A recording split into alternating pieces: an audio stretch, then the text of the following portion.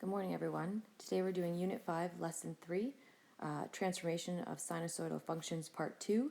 So we're going to be looking at stretches, compressions, and reflections today of our sinusoidal functions. So let's get started by looking at the base curve, the base function of the sine curve. So y equals sine theta. So remember, we talked lots in the last lesson about our key points. And for our sine, our key points, 0 is our axis.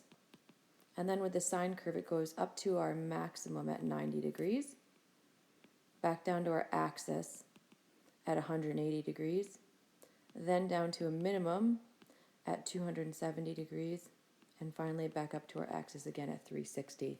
So if we were to fill in those y values, well, our axis is at 0, and then it goes up to our maximum of 1, back down to our axis at 0, and then to our minimum at -1, and then back to our axis at 0.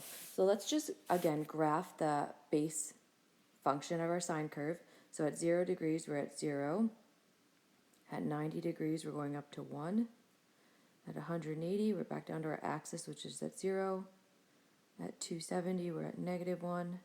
And at 360, we're back to our axis at 0. So that's the general shape, that's the general shape of our sine function. Let's just make that curve connect.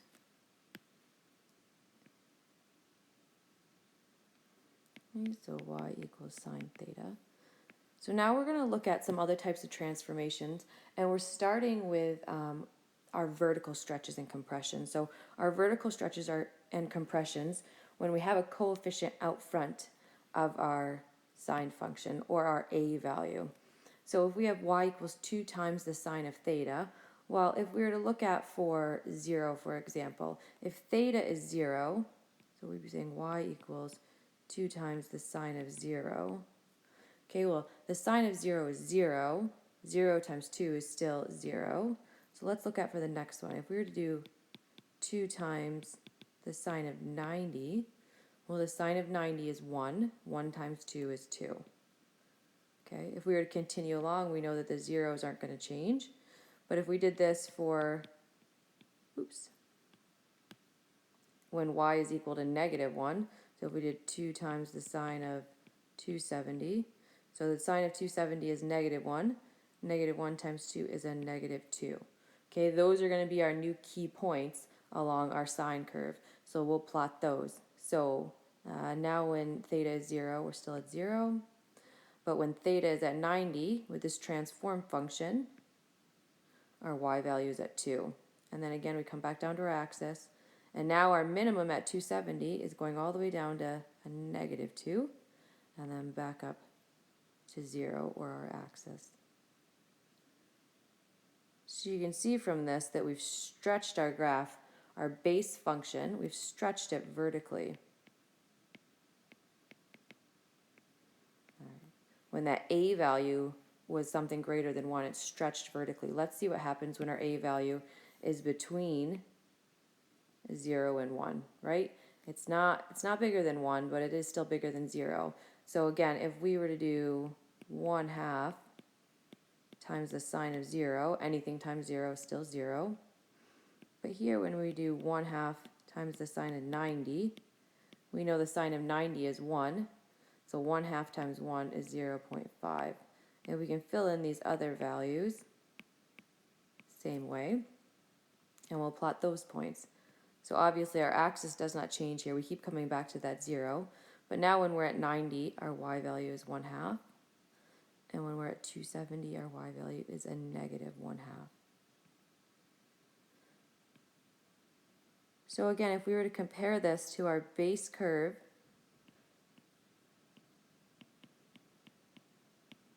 our base function of the sine curve, we could see that the green graph, or y equals 1/2 sine theta, is compressed, right? We've actually squished that red graph vertically. So let's fill out our table of values to kind of analyze what we have here. So for the sine of theta, our period is unchanged, it's 360 degrees. Our amplitude, which is the distance from the axis to our maximum or minimum, is still 1. So our axis, remember, is at y equals 0. And then our domain is x for all real numbers, because those graphs continue on infinitely in a horizontal direction. But our range is still going to be affected by those maximum and minimum values. So it's going to be y for all real numbers such that y is between -1 and +1. If we look at our next graph, where y is equal to 2 sine theta, our period is still going to be 360 degrees. Oops. Our amplitude now, though, remember our amplitude is the distance from our axis to our maximum. Well, my maximum from my axis is going to be 2 units, so our amplitude is 2. Our axis is still at 0, though. Our domain is all real numbers, but remember that range is going to be affected by the maximum and minimum. So my minimum is now a -2, and my maximum is a +2.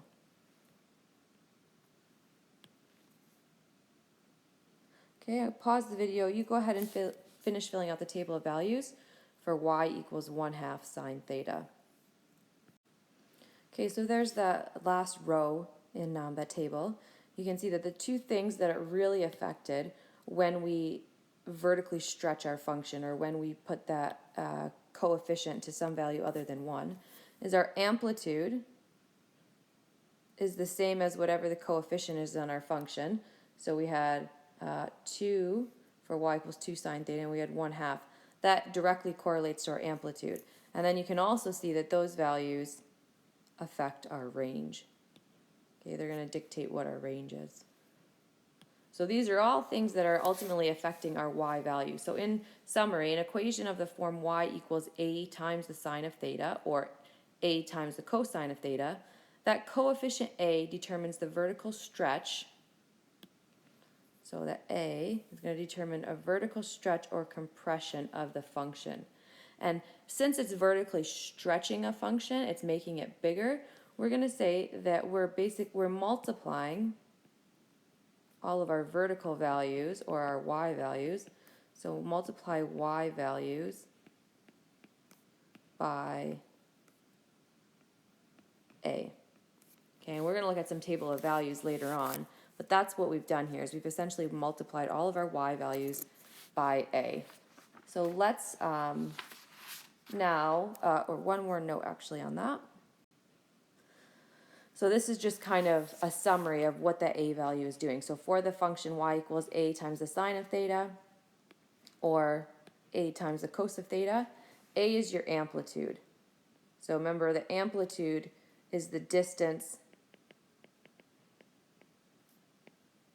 from the axis to the max or min. So that distance from your axis to your maximum or minimum is your amplitude. So if a, the absolute value of a, so sometimes a will be negative, but if the actual absolute value of that is greater than 1, the function is stretched vertically. So if we're greater than 1, we're going to be stretched vertically or multiplied by a factor of a. If a is somewhere between 0 and 1, so if a is a fraction, then the function is stretched vertically or multiplied by that fraction. Okay, or you could say it's compressed by just the a. So if we're stretching something by a fraction, so if we're stretching something, say, by 1/3, that would be the same thing as compressing or dividing something by just 3. So if we're going to use the word compress, we're going to divide by just the denominator part of that fraction. And we'll look at some examples of that. And if a is less than 1, so if it's negative,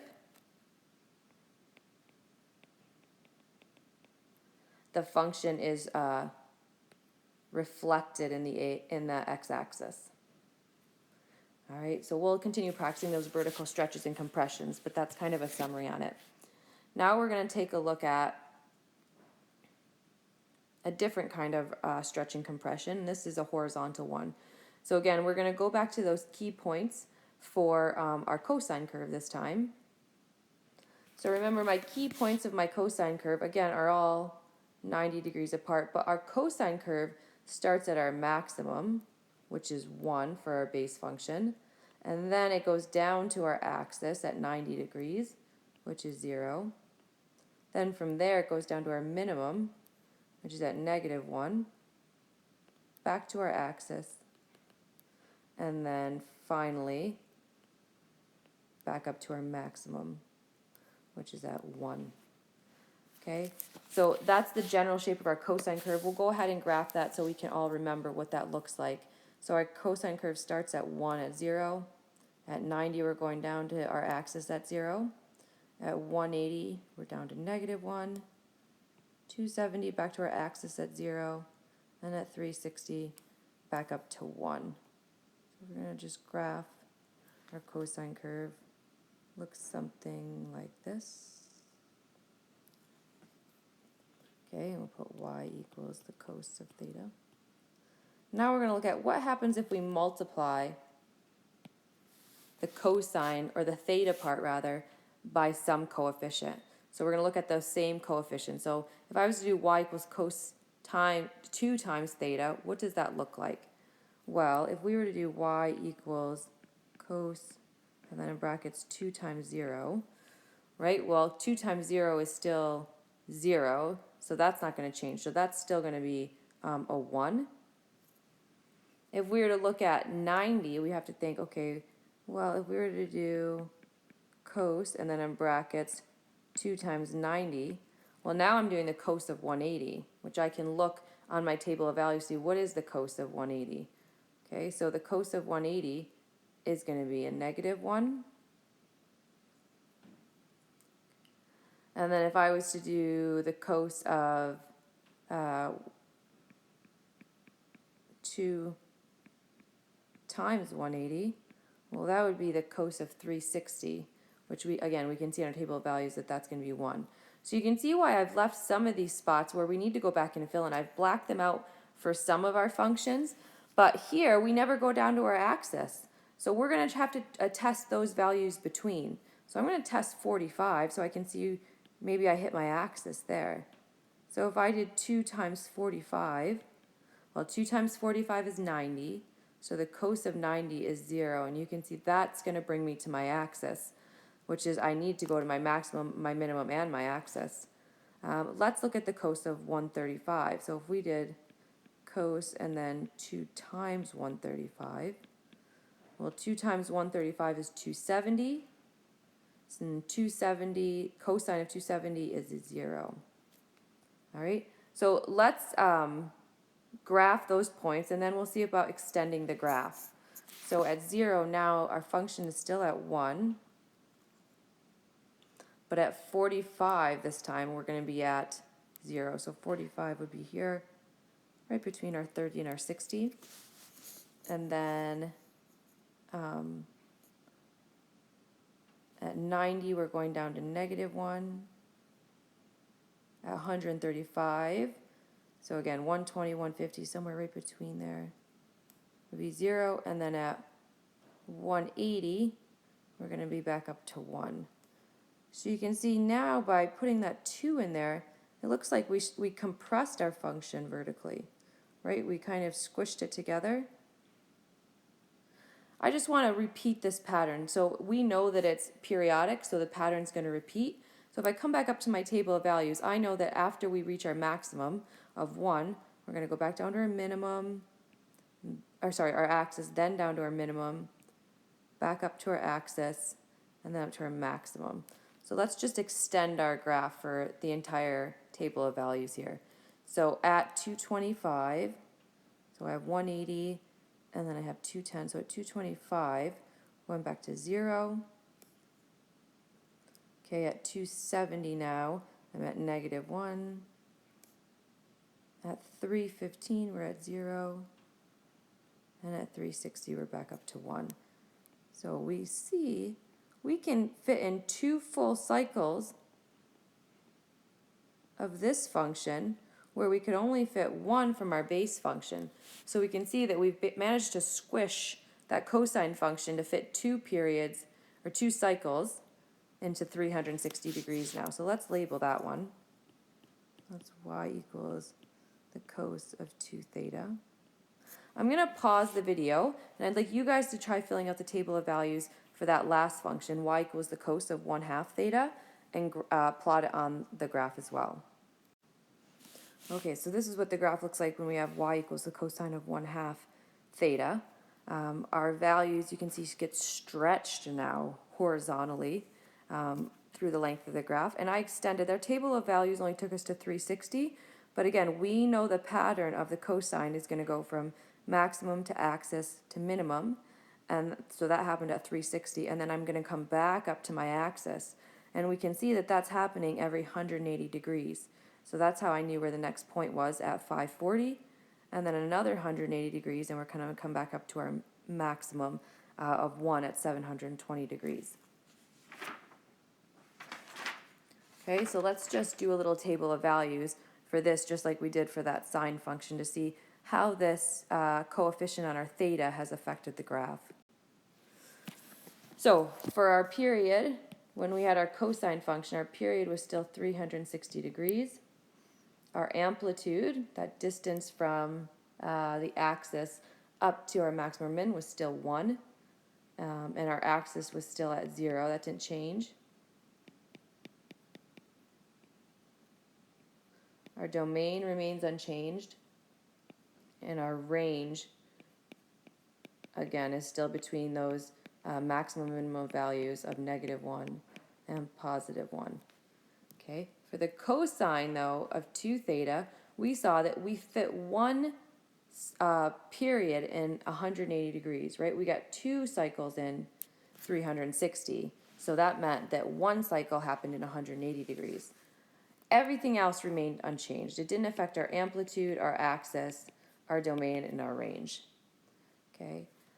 When we had y equals cos 1/2 theta, we saw that that elongated our period, right? It took twice as long to get one cycle of that cosine curve.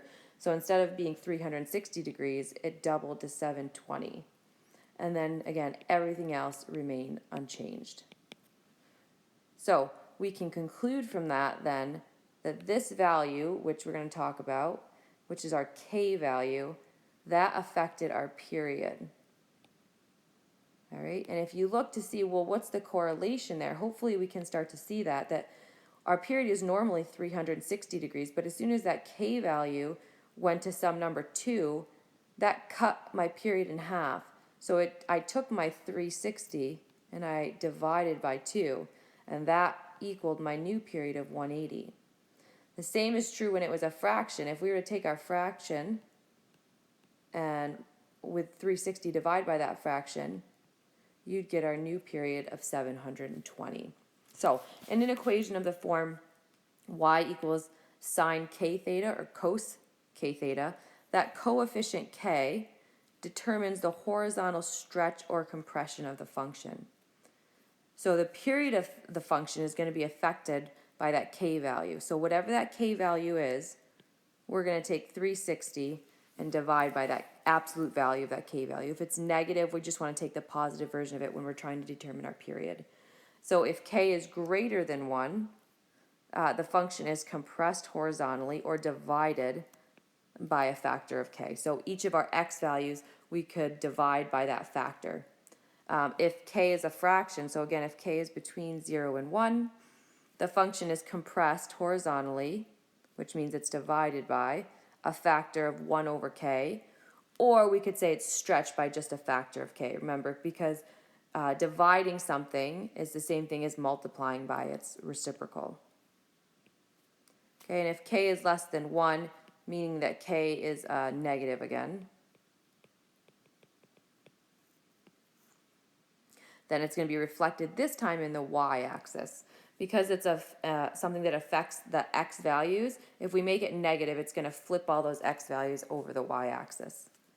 So how often are the key points? So remember, our key points for sine and cosine are usually at 90, 180, 270, and 360. Okay? Well, our period is normally, on our base function, is 360 degrees. So how do we kind of mathematically understand that our key points are 90, 180, 270, and 360? Well, we know that wherever the graph starts from, we have 4 additional key points from there, right? 90, 180, 270, that's 360, that's 4 key points. So to determine where each of those key points are going to fall, we can just take whatever our period is and divide it by 4. So with our base function, our period is normally 360. So if we divided that by 4, that means we're going to have a key point every 90 degrees.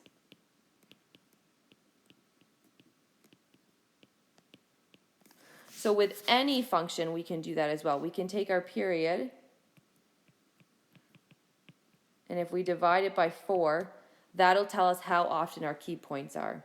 So let's look at a couple of examples. For this first example, it says create a table of values and then sketch the graph. We're going to do both ways. So for the first example, we're going to just sketch the graph and then do our table of values. And on the next example, we'll do our table of values first and then sketch the graph. So we have a function here, y equals 3 times the sine of 2 theta. We're always going to start by graphing our base function for sine.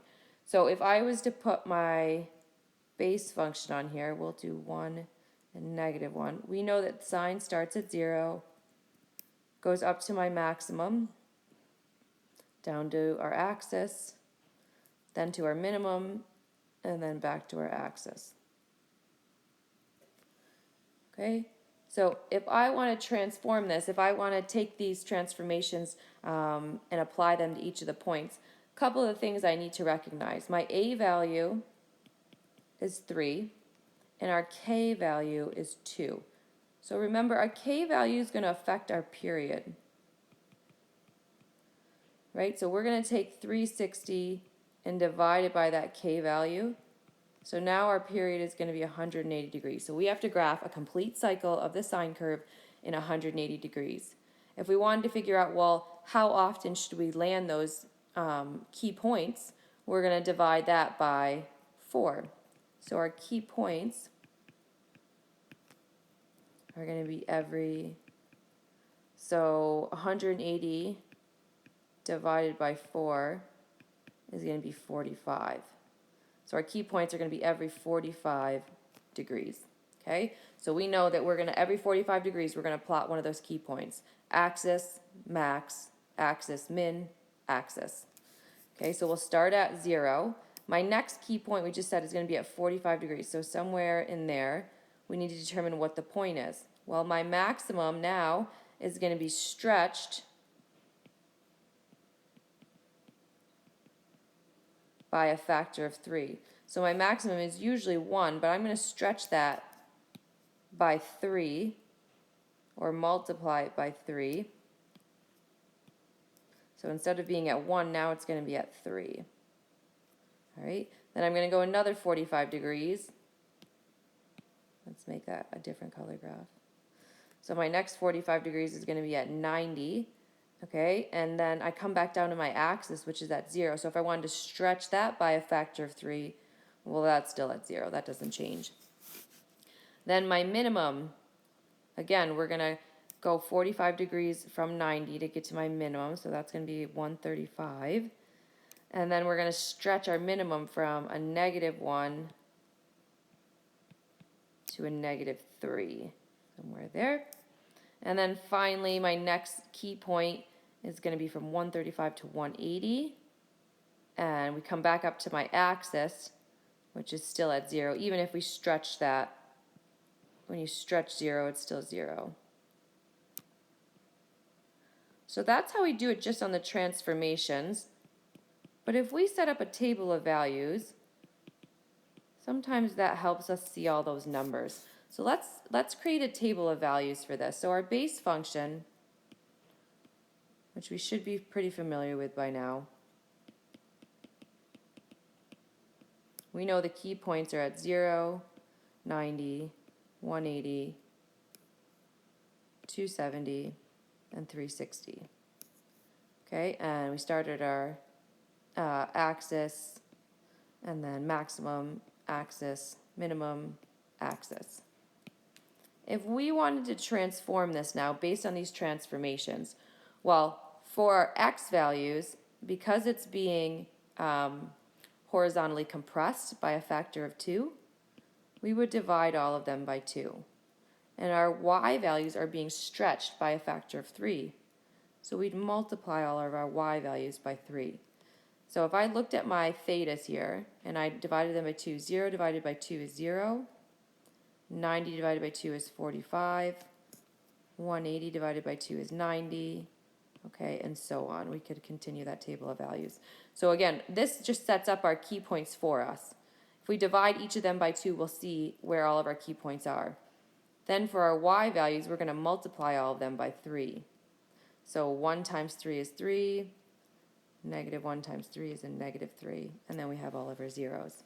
So we've created now these points that we could graph. So if that's an easier way for you to do it, both work. If it's easier for us to lay out our points and then plot them, as opposed to trying to do it on the graph, that's another option. So let's try one more example.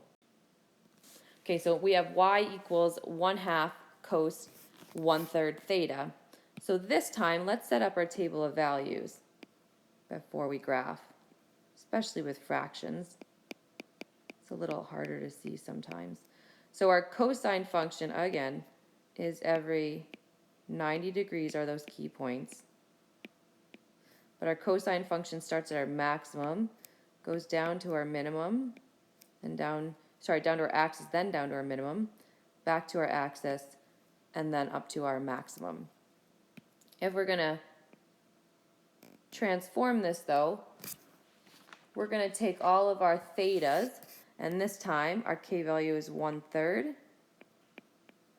So we're going to divide them all by 1/3. I'm just going to put over here that our a value is 1/2, and our k value is 1/3. Okay, which affects our period. Right, our period is going to be 360 degrees divided by 1/3, which equals 1080 degrees. So it's going to take that long to complete one cycle. And from there, we can determine our key points are going to be we'd have to take that 1080 and divide it by 4, which is 270 degrees. So our key points are every 270 degrees. But we're going to do that in our table of values. All right, so we'll take all thetas and divide them by 1/3. And this time our a value is 1/2. Those affect my y values. So that's 1/2, not 2.